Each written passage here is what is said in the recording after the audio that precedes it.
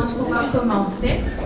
Et donc, pour la communauté de pratique, tout ça, moi, j'étais comme animatrice. On a des écoles. On a le Rajkumar Gajadhar State Secondary School et Rajkumar Gajadhar Government School.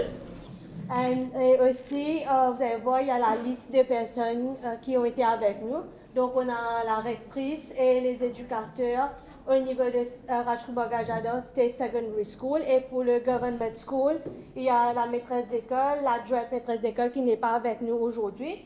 Et il y a M. Gobardel et Mme Swambar comme éducateurs et éducatrices. On avait aussi dans notre groupe la psychologue scolaire, Mme Jungia, et la travailleuse sociale, Mme Isnod. Et il y a Dominique Hébert qui était notre experte internationale.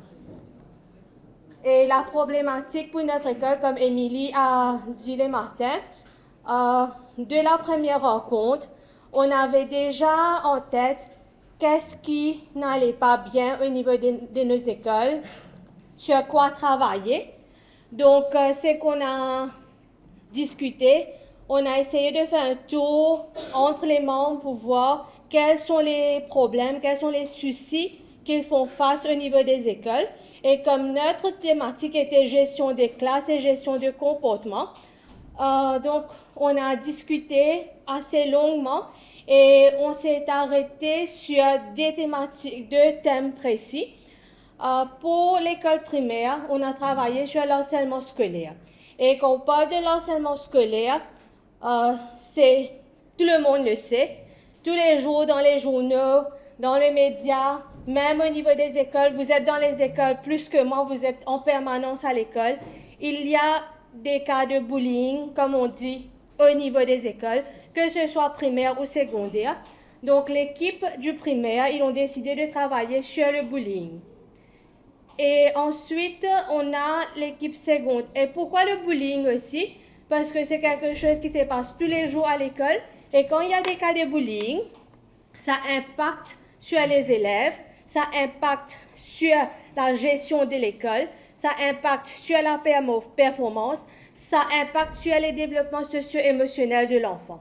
Donc, on a décidé d'aller sur le bullying pour l'école primaire. Tout à l'heure, on va vous expliquer quelles sont les activités qu'on a mises en place pour deal avec le bullying. Ensuite, au niveau du secondaire, j'avais eu l'école Rajkumar Gajadhar State Secondary School. Je ne vais pas dire qu'il n'y a pas de souci de discipline au niveau de l'école, mais les cas d'indiscipline, c'est très minime. Je pense que l'équipe pourra confirmer. Et en discutant, on a dit que, OK, qu'est-ce qu'on fait? On a dit que c'est mieux de responsabiliser les élèves. Et on a pensé on a brainstorm entre nous-mêmes. On a dit quoi faire pour responsabiliser les élèves. Donc, tout à l'heure, on va vous dire qu'est-ce qu'on a fait pour responsabiliser les élèves parce que les éducateurs, la rectrice, ils ont observé qu'il y a des choses qui se passent à l'école quelque part qui impactent sur le développement des élèves. Donc, on a travaillé sur la responsabilisation des élèves. Maintenant, comme on est dans la thématique de SETL, donc SETL, c'est cerner les besoins. Moi, personnellement, je n'ai pas été là à dire à l'équipe avec qui j'ai travaillé sur quoi travailler. Ce sont eux-mêmes qui sont venus avec ces propositions-là. Quel est le problème? Qu'est-ce qu'on va faire? Donc, on a eu des discussions par rapport aux thématiques et aussi, on a vu que on va impliquer les enseignants, la direction de l'école, l'équipe psychologique. Il y aura aussi les parents et les élèves qui vont être partie prenante. Les parents et les élèves n'étaient pas dans notre communauté de pratique, mais indirectement, le projet a touché aussi les parents et les élèves. Donc, la littérature scientifique, je n'ai pas mis la liste de tous les documents, tous les recherches, tous les papiers qui ont été envoyés à nos collègues. Il y a certaines théories, certaines choses sur lesquelles on s'est basé. Donc, la première chose qu'on a pris en considération, c'était la psychologie positive. Donc, le modèle PMA. un petit peu comme mon nom, PREMA. Donc, positive emotions, engagement, relationship, meaningful and achievement. Donc, on a utilisé ce principe pour pouvoir travailler par rapport à la gestion de classe, la gestion d'indiscipline au niveau de l'école. Et on a aussi vu que, OK, on va travailler avec les comportements, on va travailler avec les difficultés que les enfants ont, mais la pédagogie aussi est importante.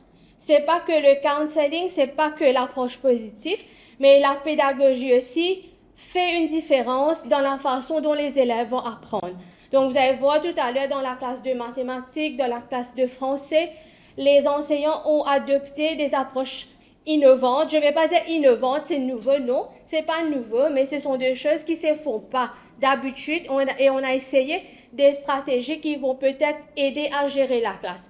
Et comme on dit en anglais, je vais dire en français même, si quelqu'un n'est pas occupé, c'est là qu'il pense à faire des bêtises. Donc, on a dit qu'on va encourager l'engagement, on va encourager la participation des élèves pour qu'on peut diminuer les cas d'indiscipline au niveau de la classe.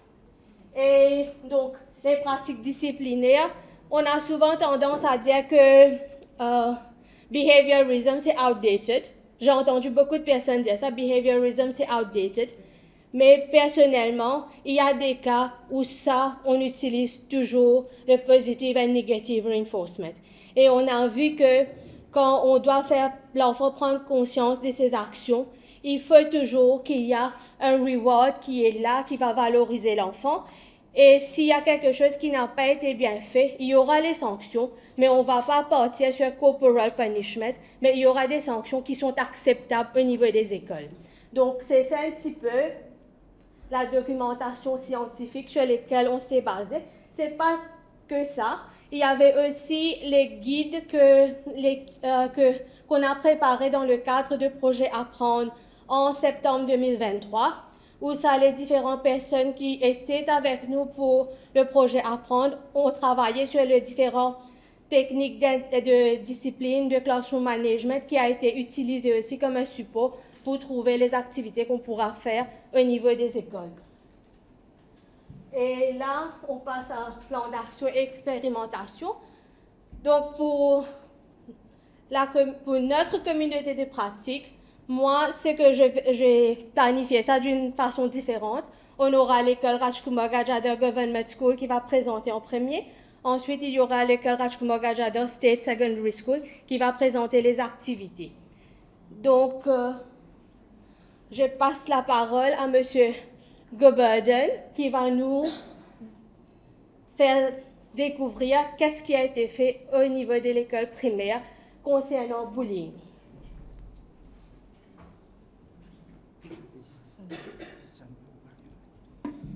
Bon après-midi tout le monde. Alors, parmi les mesures qu'on a prises à l'école pour combattre l'indiscipline et l'harcèlement scolaire, mon équipe et moi, nous avons travaillé sur un guide de pratique que vous pouvez voir à l'écran. Alors, ce guide est bien plus qu'un simple document. Il symbolise notre engagement collectif à créer des environnements sûrs, respectueux et inclusifs où chaque personne se sent écoutée, soutenue et protégée. Alors, le harcèlement, qu'il soit physique, verbal, social ou en ligne, continue de toucher la vie de nombreux jeunes et d'adultes.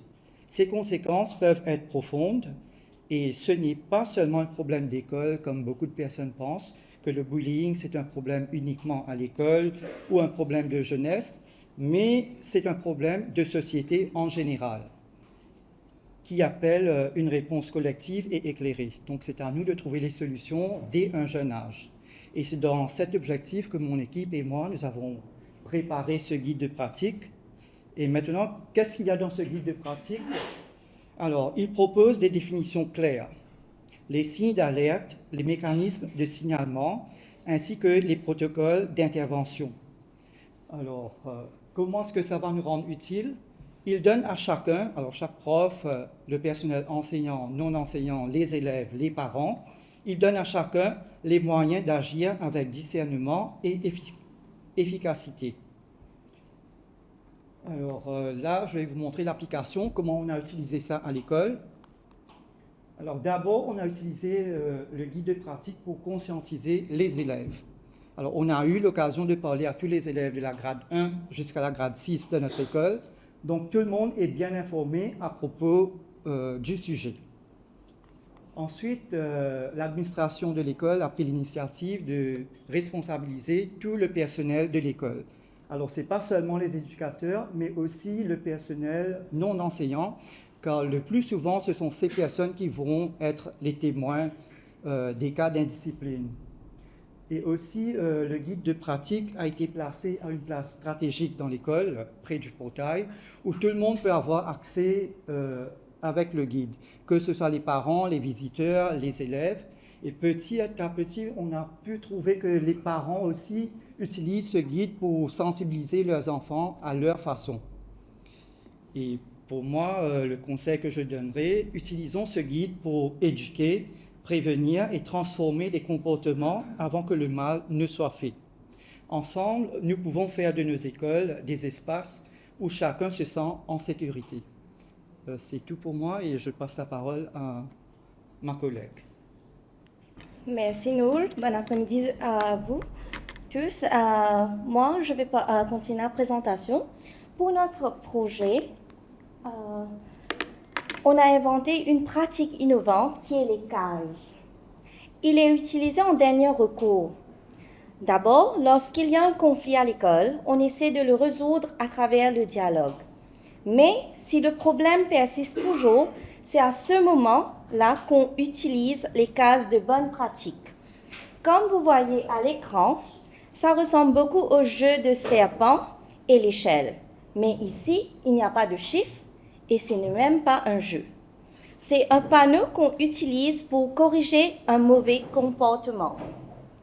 On a utilisé des couleurs qui sont attirantes pour créer une atmosphère centrée sur l'enfant. Les serpents représentent les mauvaises actions que l'enfant a commises. Si vous suivez le serpent, à la fin, vous trouverez la conséquence que l'enfant doit faire pour corriger son erreur. Je tiens à faire ressortir que les cases de bonne pratique est gérée par le responsable de discipline de l'école. Comme résultat, je dois dire qu'il y a eu un grand changement sur le comportement des élèves. Je ne dis pas que l'indiscipline et l'intimidation ont disparu complètement, mais ça a largement diminué. Pour l'application, vous allez voir dans la vidéo que nous allons projeter à la fin. Maintenant, je laisse la parole à Madame Swan qui va continuer. Merci. Bonjour tout le monde.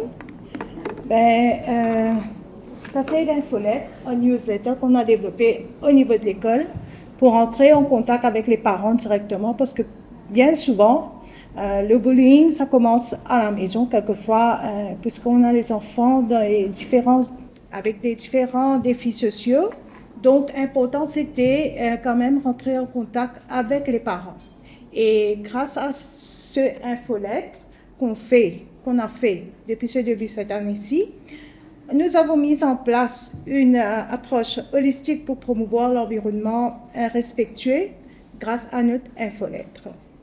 Essentiel, c'est soyons gentils et respectueux à l'école. Ce bulletin a eu un rôle essentiel en impliquant activement les parents et en leur fournissant des consignes claires telles que l'importance d'enseigner la gentillesse, le respect, tel qu'on a dit, la culture de dire merci et s'il vous plaît. Donc, renforcer l'éducation éthique à la maison et aussi promouvoir des environnements éthiques à l'école. D'accord? Je vous informe que l'infolette a été distribuée à chaque élève de l'école, donnant le message faux aux parents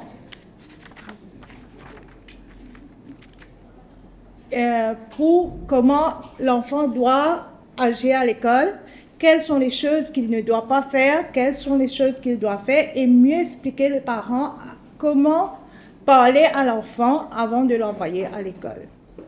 Ok, donc il y a aussi intervention externe, où ça, il y a eu les policiers qui étaient venus à l'école. On comme on dit qu'on a travaillé en communauté des pratiques, donc il n'y a pas eu que l'intervention des personnes au niveau de l'école, on a aussi intégré dans notre campagne, dans notre communauté, les policiers. Parce que quelquefois, qu'on dit qu'à l'école, oui, la maîtresse d'école est en train de sensibiliser, la maîtresse d'école parle avec les élèves.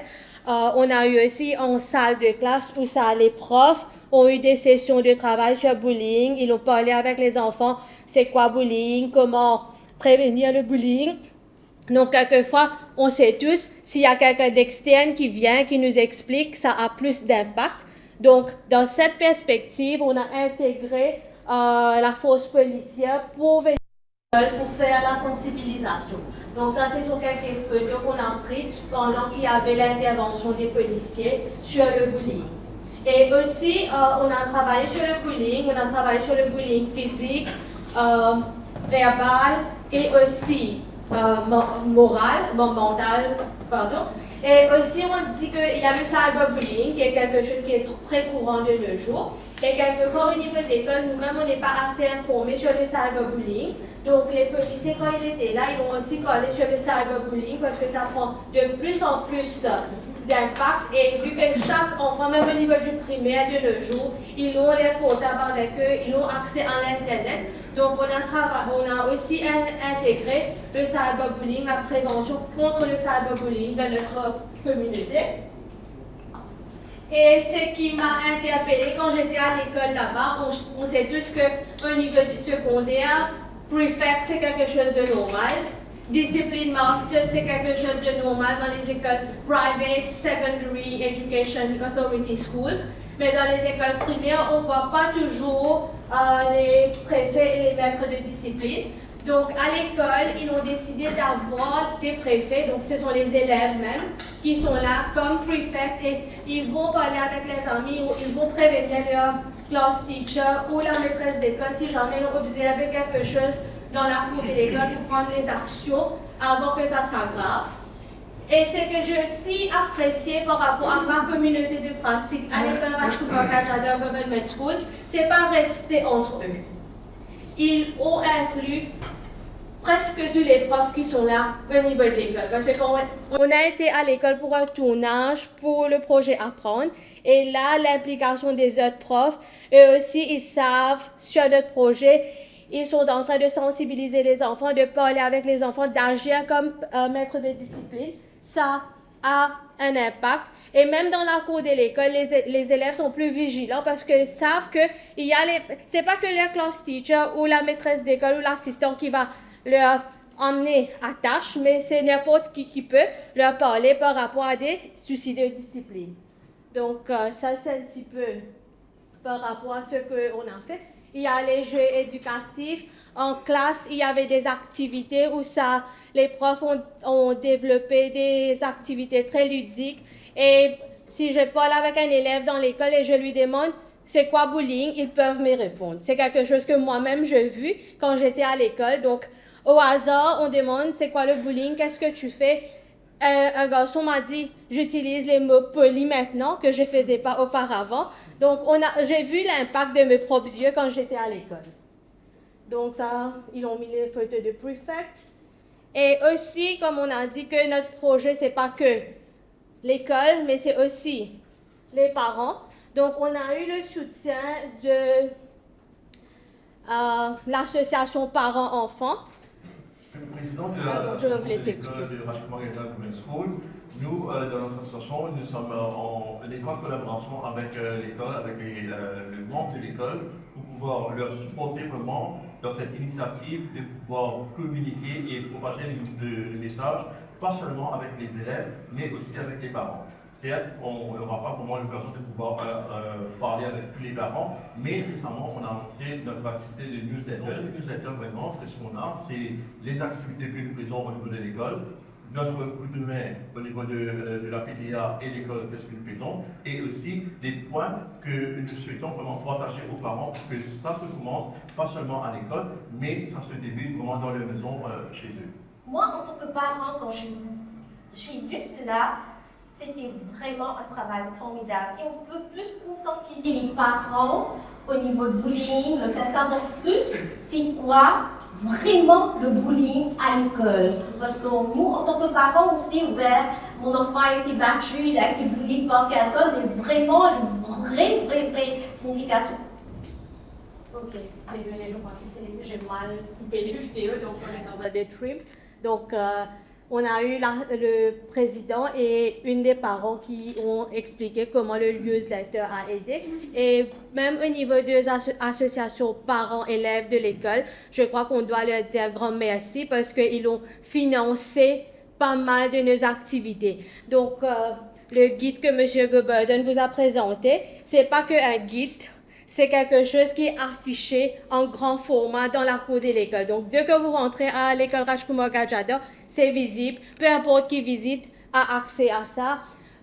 Pour imprimer le newsletter, il y a pas mal de choses que le PTA nous a aidés. Et même les parents aussi l'ont bénéficié. Ils savent maintenant c'est quoi le bullying. Ils savent quelles sont les mesures à prendre, comment rapporter les cas de bullying et tout. Et donc, ce qu'on peut conclure, c'est qu'on a mis en place les activités. Et Madame Soukan, la maîtresse d'école, me dit, on n'arrête pas ici. Donc, le chart sur le jeu serpent et échelle, elle pense le faire en un vrai jeu, un grand format, et mettre ça dans la cour de l'école, où ça, les élèves même vont être les pions. Et là, on va avoir des activités plus ludiques pour aider à gérer les problèmes d'indiscipline, pas que bullying, mais d'autres problèmes d'indiscipline aussi. Et aussi, les cas de bullying qui sont rapportés au niveau du bureau a baissé considérablement. Je ne vais pas dire totalement été éliminé, mais ça a diminué en partie. Et personnellement, pour moi, je vais vous dire que les actions qu'on a prises, c'était les actions proactives pour prévenir le bullying. Mais quelquefois, on a aussi des cas de bullying qui ne peuvent pas se résoudre avec l'aide des enseignants ou de la management de l'école. Donc, à ce moment-là, nos psychologues scolaires entrent en jeu. Et maintenant, je vais inviter Nafisa donc, à parler un petit peu sur l'aide psychologique qu'elle offre aux enfants de l'école Rajkumar Gadjada. Bon après-midi tout le monde, je suis Nafisa Djangia, psychologue scolaire et je représente l'ensemble de notre équipe, les psychologues de l'éducation. Et nous sommes ici pour vous présenter notre rôle et nos méthodes dans la prise en charge des cas de harcèlement scolaire.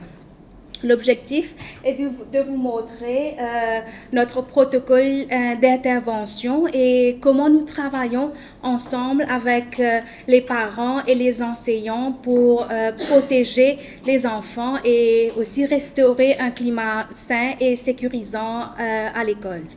Pour commencer, laissez-moi vous préciser notre rôle fondamental au sein de l'établissement scolaire. Notre but principal, c'est d'accompagner les élèves qui ont des difficultés relationnelles ou émotionnelles. Nous proposons un espace d'écoute confidentiel. Nous évaluons le bien-être psychologique de l'enfant et aussi nous mettons en place des stratégies pour qu'ils se sentent en sécurité. Les évaluations psychologiques nous permettent de mieux comprendre les besoins individuels de chaque enfant et de mieux orienter nos interventions.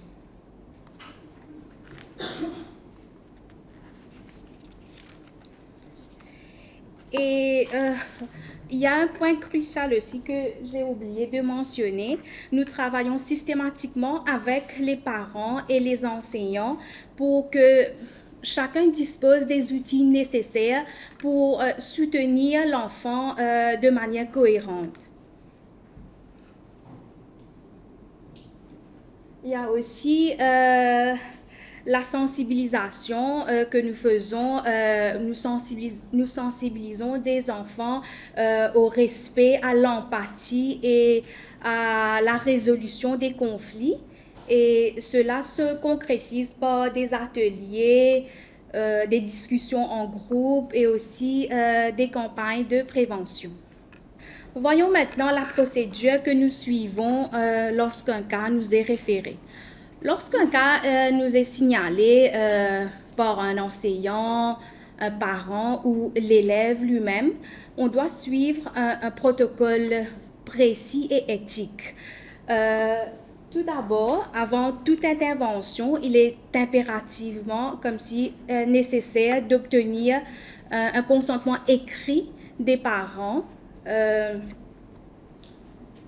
via un formulaire dédié qu'on a déjà à l'école. Et cette étape est fondamentale pour autoriser le suivi psychologique et aussi pour garantir le respect de la confidentialité. Et ensuite, nous rencontrons l'élève individuellement, l'élève concerné, et là, nous allons évaluer l'état émotionnel de l'élève. Et aussi, nous menons des entretiens complémentaires avec les enseignants pour avoir, ou des témoins aussi, des témoins, éventuels témoins, pour avoir une vision plus complète et objective de la situation. Il est important pour préciser que pour préserver la neutralité et éviter tout conflit d'intérêts, notre équipe veille à ce que la victime et le présumé auteur des faits soient suivis par deux psychologues différents. Parce que cette distinction nous permet nous permet un accompagnement plus juste et efficace pour chacun.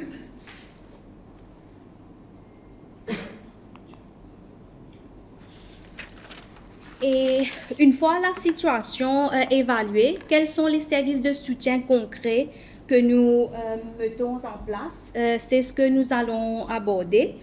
Nous offrons un suivi psychologique individuel pour aider l'élève à reprendre confiance en lui et à gérer ses émotions. Aussi, nous accompagnons les enseignants avec des guides, avec des conseils pratiques, comme si pour favoriser un climat de classe serein. Et nous restons en contact avec les parents et nous assurons un suivi régulier pour vérifier que la situation s'améliore et aussi pour prévenir toute rechute.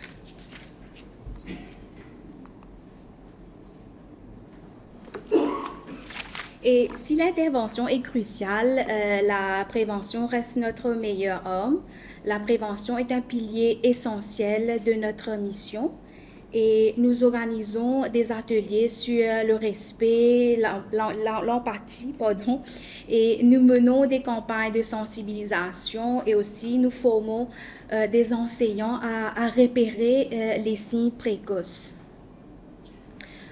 L'objectif est de créer une culture de dialogue et de respect, avant que les problèmes ne deviennent graves.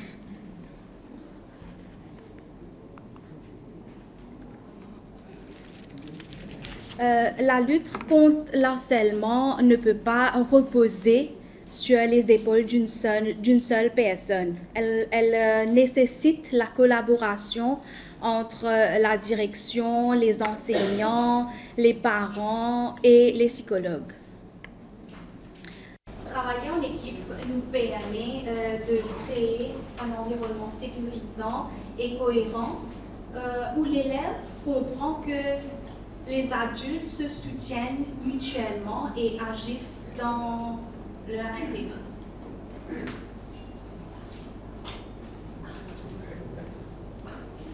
Avant de terminer, je veux préciser que l'harcèlement scolaire peut avoir des conséquences graves sur la santé mentale, le développement social et aussi le parcours scolaire d'un enfant. C'est pour ça que chaque cas doit être traité au sérieux, avec rapidité et professionnalisme. Et je vous remercie pour votre attention. Merci, Nafisa. Donc, ça, c'était un petit peu les activités, l'accompagnement qu'on a fait au niveau du primaire. Maintenant, on passe directement à l'école secondaire, donc le Rajkumar Gajadhar State Secondary School. Et pour le Rajkumar Gajadhar State Secondary School, notre but a été d'améliorer la gestion des classes et faire à ce que les élèves soient plus responsables. Donc, on a utilisé des pédagogies actives, on a développé, on a mis en place un système de e-certificate que je vais laisser les personnes au niveau de l'école même vous expliquer. Donc, on passe à Madame Souko, qui est la rectrice au niveau de Rajkumar Gajadhar State Secondary School, qui va élaborer sur les projets de l'école Rajkumar Gajadhar State Secondary School.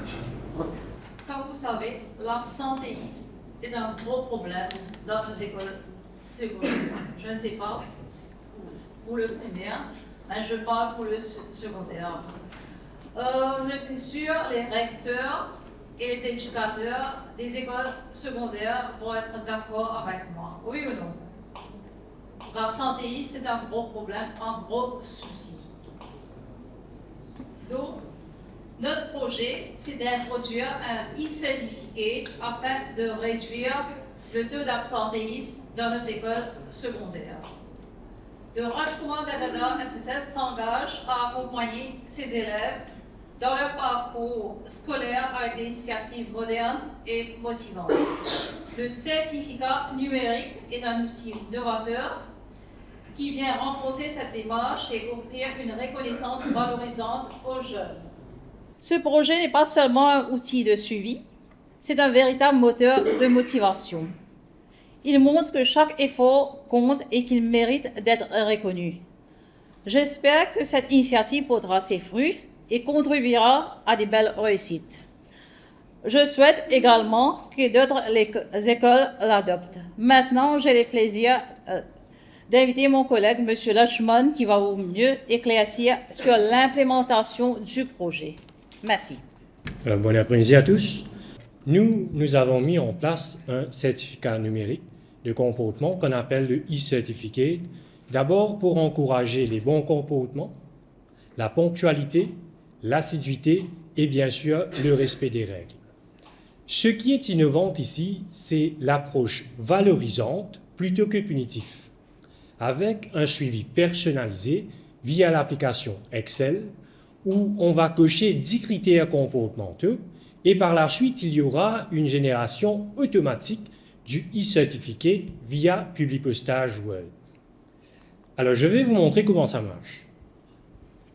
Alors, ici, vous avez les noms des élèves et par ici, ce sont les différents critères comportementaux. Bon, ce système est sur l'application Excel qu'on va partager en ligne avec les Great Teachers qui vont par la suite devoir remplir ces cases par soit oui ou non si les élèves ont bien respecté les différents critères. Ils vont aussi devoir remplir le nombre d'absences et de retards et par la suite, le système va générer automatiquement la mention qui va être inscrite sur le certificat par soit excellent, très satisfaisant, à améliorer. OK? Bon, maintenant, nous, on va utiliser ce système pour générer le e-certificate via Publipostage Word. Alors ici, vous avez le format du e-certificate. Bon, pour chaque élève, la mention qui va être inscrite sur le certificat va dépendre directement du cumul des points liés à l'assiduité, la ponctualité et le comportement en général. Bon, pour préparer les élèves à ce changement, on a d'abord présenté un contrat de comportement, comme vous le voyez ici, avec 10 critères comportementaux. Allons voir ce qu'on a comme critères. Alors la première, les absences doivent être inférieures à 5%, les retards inférieurs à 5%, les travaux en classe effectués, devoirs rendus régulièrement, la participation active en classe, les respects envers les enseignants et camarades, respect des règles de discipline, les matériels scolaires apportés chaque jour, tenue appropriée respectée et bien sûr l'utilisation responsable des outils numériques. Bon, si les élèves vont respecter ces 10 critères comportementaux, l'école va prendre l'engagement de leur présenter un certificat. OK? Bon, ce contrat, on l'a d'abord affiché dans la salle de classe pour que ce soit clair et visible pour tout le monde. Ensuite, il y a eu une intervention de sensibilisation animée bien sûr par les enseignants, aussi avec la participation de notre rectrice, Mme Choucon, et du senior éducateur, M. Catoirou. Alors, on a pris le temps d'expliquer chaque critère aux élèves pour qu'ils sachent exactement ce qu'on attendait d'eux. Et puis surtout, il y a eu un moment pour discuter où les élèves ont pu poser leurs questions, donner leur avis, et ça avait créé un vrai échange. Maintenant, je vais laisser la parole à Ms. Katowal qui va nous parler de pédagogie active. Bon après-midi tout le monde. Alors, la gestion de classe ne se limite pas à la discipline, mais englobe la prévention de l'indiscipline, la motivation des élèves et aussi l'optimisation du temps d'apprentissage. Alors, en tenant compte de cela, nous avons intégré des pratiques pédagogiques actives. Comme en physique, nous avons choisi l'approche par l'investigation pour rendre les élèves acteurs. En français, c'était l'usage de la vidéo pour stimuler l'intérêt. Et pour les mathématiques, c'était des démarches concrètes et progressives. Notamment, dans une de mes leçons sur l'aire totale d'un cylindre, nous avons adopté l'approche constructiviste qui encourage les élèves à s'engager activement dans leur propre processus d'apprentissage plutôt que de recevoir passivement des informations. C'est-à-dire, au lieu d'introduire la formule pour l'aire totale d'un cylindre, on a guidé les élèves à la découvrir. Et pendant l'activité, nous avons remarqué que les élèves étaient plus engagés et motivés.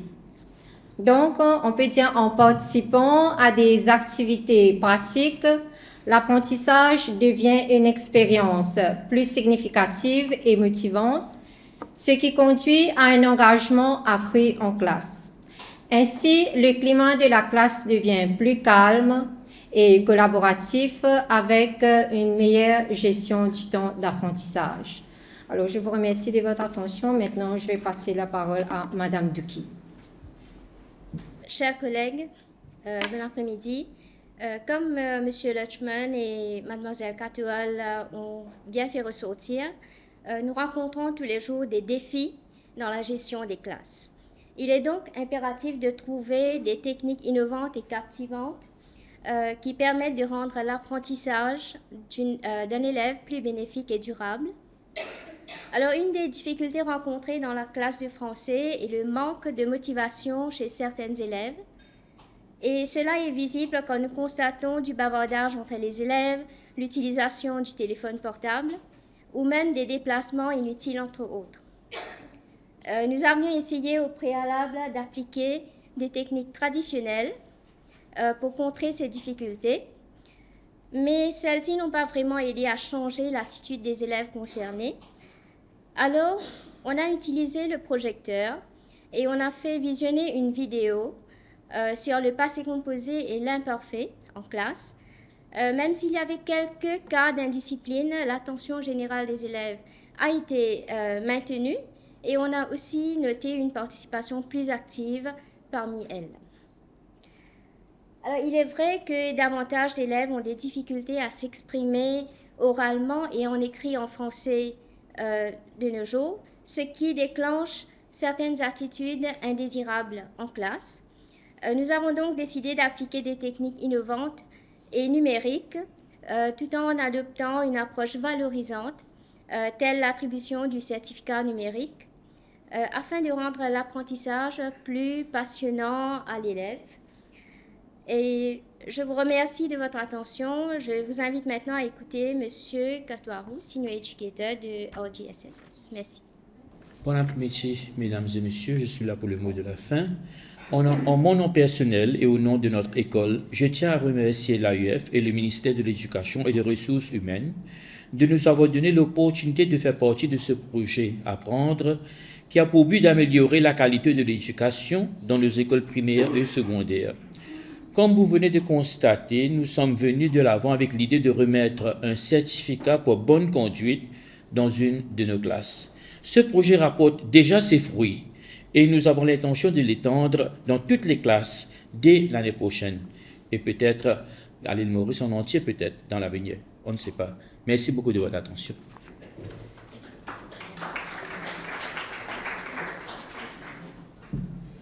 Donc, on a écouté les responsables d'école, les enseignants, les parents. On va conclure, on va regarder maintenant les élèves. Je ne comprenais pas trop l'idée du e-certificat, mais quand j'ai reçu le mien, j'ai vu que c'était comme une preuve de ma participation et de ce que j'ai appris. Ça faisait un peu plus sérieux, presque comme dans les universités ou dans le monde du travail. C'est pas comme les certificats en papier normaux. Je crois que ça nous aide à donner plus de valeur à nos projets et nous aide à montrer que ce que nous apprenons à l'école a une importance qui va au-delà de la classe. On a vu qu'il y avait un impact positif et qu'elle voulait donc vraiment avancer cette étude-là. Elle ne voulait pas être dérangée par les autres. Les résultats le démontrent. Il y a certains qui ne travaillaient pas bien avant, mais maintenant leurs notes ont grimpé. Pour moi, le e-certificat était quelque chose de nouveau et motivant. D'habitude, à projet, on reçoit seulement un commentaire oral. Mais cette fois, nous avons eu un certificat numérique que l'on peut garder et partager en ligne. Cela m'a rendu très fière, comme si nous étions comptés vraiment. Je vais les montrer. Ok, donc la perspective des élèves de l'école Rajkumar Gajadhar State Secondary School. Et peut-être pour ajouter aussi, au niveau de l'école primaire, on a eu le consent de l'école en entier. Tous les parents ont consenti. Donc, on a un tournage qui a été fait pour illustrer toutes les activités que l'école primaire et secondaire ont mises en place. Et on avait l'équipe de tournage qui était avec nous aussi. On le remercie beaucoup. On remercie l'école, l'association parents-enfants, toutes les personnes qui nous ont aidés à faire de cette tournage une réalité. Et Émilie projette de temps en temps quelques extraits de ce tournage-là quand on aura les temps un petit peu libres. Et peut-être pour conclure, moi je vais dire que notre communauté de pratique, le succès de notre communauté de pratique a été le respect et la confiance. C'est pas moi qui a guidé, c'est tout le monde était égal, tout le monde ont eu leur mot à dire. L'écoute active était importante. On a pris en considération les besoins contextuels de l'école et on s'est aussi s'inspiré des pratiques à l'extérieur. Donc notre expert GTE était Dominique qui vient de Canada et elle travaille beaucoup avec les écoles comme on appelle ZEP à Maurice, mais elle est dans le contexte canadien et elle nous a partagé beaucoup de ces documentations qui peuvent nous aider. Et aussi, on a favorisé la collaboration et l'innovation pour répondre aux défis.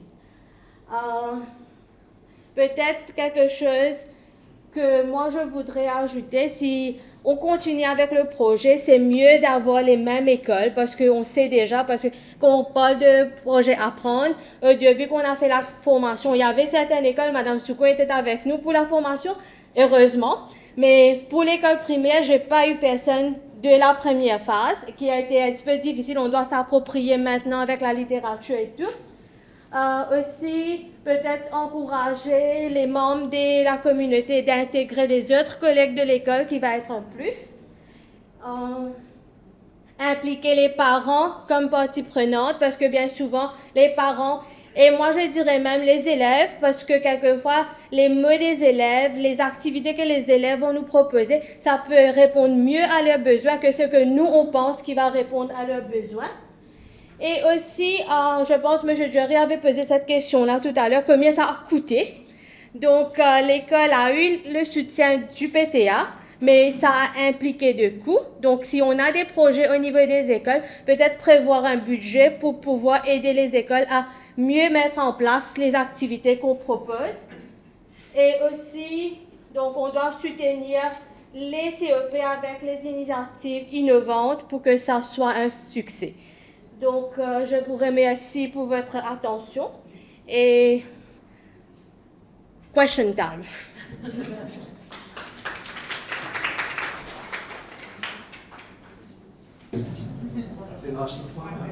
Va me rapprocher.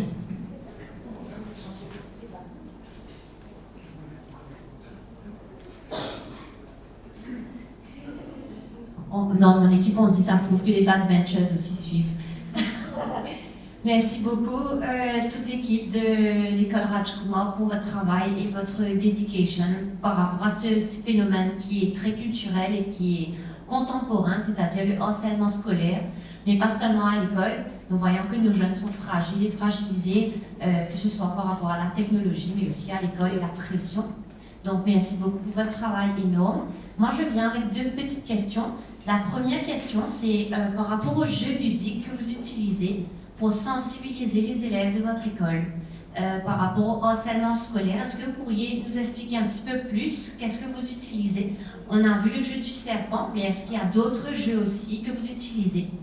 Je pense notamment aux jeux de rôle. En fait, ça a été prouvé par la recherche que le harcèlement c'est un phénomène qui ne touche pas seulement le harcelé et le harceleur, parce que ça peut être un groupe d'une personne qui est harcelée, 3 personnes qui harcèlent, mais il y a aussi toute la communauté qui regarde et qui est passif par rapport au harcèlement, que ce soit à l'école ou ailleurs. Donc, le jeu de rôle devient à ce moment-là un outil très très privilégié pour donner vraiment cette responsabilité par rapport à ceux qui passivement observent les phénomènes et qui peuvent à ce moment-là eux aussi intervenir. Donc, est-ce que vous utilisez ce genre de méthode, les jeux de rôle? Et puis la deuxième question que je me posais par rapport à l'intervention psychologique, c'est-à-dire que vous parlez beaucoup de comment vous allez suivre celui qui est harcelé, donc la personne qui a subi le harcèlement, qui est formidable. Mais est-ce qu'il y a aussi un travail qui est fait par rapport à la personne qui harcèle? Parce qu'elle aussi, elle a un lot psychologique qui doit être peut-être prise en charge, prise en compte et accompagnée. Donc voilà mes 2 questions. Merci beaucoup pour votre travail. Merci beaucoup. Donc, peut-être pour répondre aux questions adressées à la psychologue, je crois qu'elle a déjà répondu à la question dans son intervention. Donc, il y a des psychologues qui sont attribués à l'école. Donc, un va suivre l'harceleur et l'autre va suivre la victime. Et à ce moment-là, il y a des moments où ça vont se concerter pour pouvoir décider quelles sont la marge d'action à prendre. Si peut-être il envisage quelque chose à ajouter, ou bien c'est déjà la réponse. Et par rapport aux activités ludiques qui se font à l'école, on n'a pas voulu mettre toutes les activités qu'on a implémentées au niveau de l'école. On a aussi eu le support des Holistic Educators qui sont là au niveau du primaire. Et les jeux de rôle font partie des activités qui se font au niveau du primaire pour sensibiliser sur le bullying.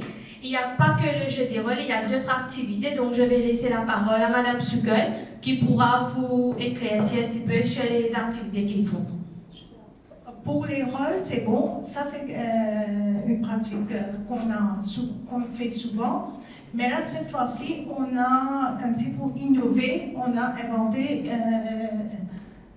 la case des bonnes pratiques.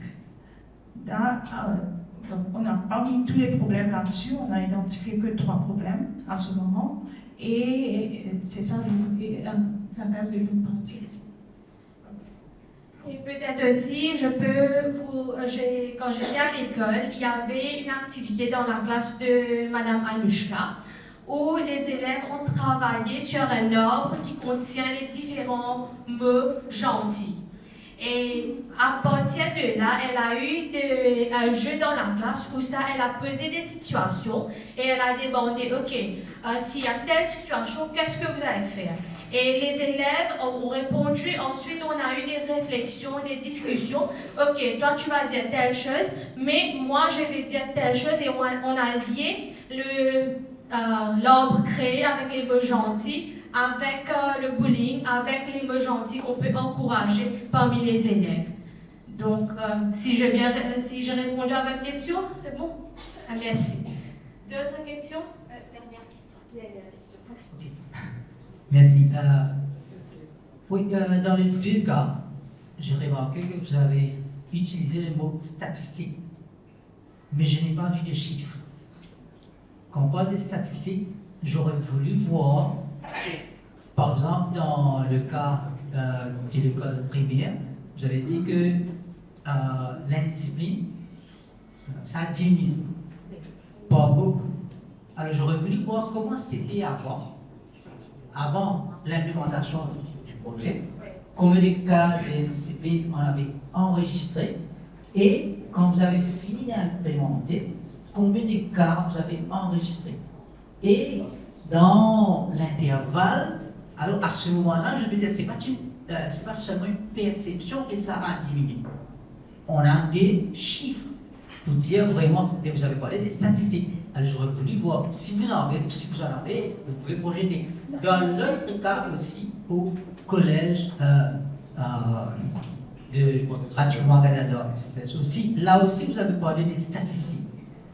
Alors, dans la classe que vous avez implémentée, par exemple, c'était Grade 9 Yellow, je crois que c'était bien clair. Alors, Grade 9 Yellow, c'était une classe seulement que vous avez implémentée, c'est pilote, pilot, ok?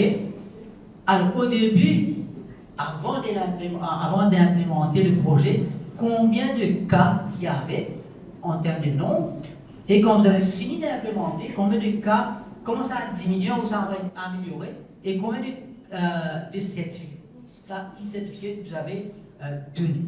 Alors, si vous avez les chiffres, ça aurait été intéressant. Merci beaucoup. Merci beaucoup. Donc, pour le cas des statistiques au niveau du primaire, je crois que Mme Souken a, mais vu qu'on a travaillé assez rapidement, on n'a pas mis les chiffres, parce qu'on n'a pas les chiffres exacts, et on est toujours en train d'observer l'impact. Pour le Grade 9 Yellow, c'est vrai, c'est un projet pilote, et le e-certificate va être attribué à la fin de l'année. Donc, les data est présent. Donc peut-être après, au niveau du troisième tiers, on pourra donner à l'équipe de l'AUF et au niveau du ministère, on pourra soumettre les chiffres concrets, quelles sont les observations, peut-être pas que quantitatif, mais un petit rapport qualitatif par rapport à des activités. Donc on va emmener cet aspect-là, on va inclure les chiffres à la fin. Merci. Merci à toute l'équipe. Juste pour compléter ce que Préma vient de dire, il faut savoir que le programme Apprendre est un programme de pilotage à toute échelle, pour toutes les communautés des pratiques, et qu'on a essayé d'appliquer des stratégies pédagogiques innovantes dans des cas spécifiques liés à une classe, à une école, à une petite équipe, on va dire une micro-société. Donc il est difficile dans ces cas précis de parler des statistiques de la générale. Donc même si on prend les statistiques, le mot est sorti, mais probablement il veut à des données très précises, qualitatives de manière générale. Mais voilà, ça viendra. Ça viendra, parce qu'il va falloir développer ce programme-là à un niveau beaucoup plus étendu au niveau national. À ce moment, on aura des données concernant les statistiques. En tous les cas, merci pour cette équipe qui me rappelle des souvenirs agréables. J'ai fait partie de l'équipe de tournage sur le plateau. Quand je vois les images, ça me fait penser à toute la vie qui a été très appréciée de la générale Paul Lanière, ce que vous avez produit, et les efforts de tout un chacun, des élèves également, comme on appelle les petits acteurs qui étaient sur le. Merci pour l'équipe.